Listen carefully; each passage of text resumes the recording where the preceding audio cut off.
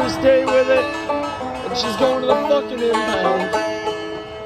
Now I am kind of glad we did.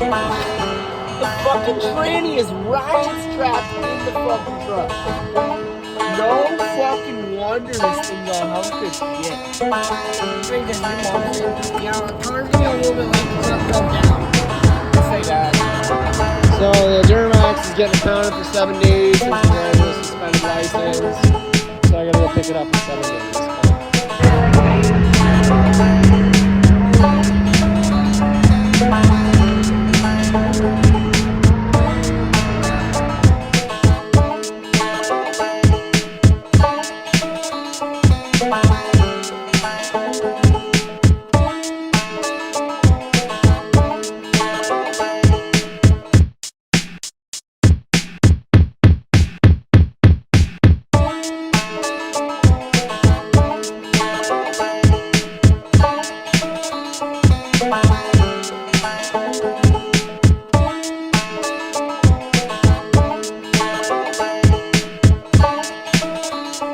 Bye.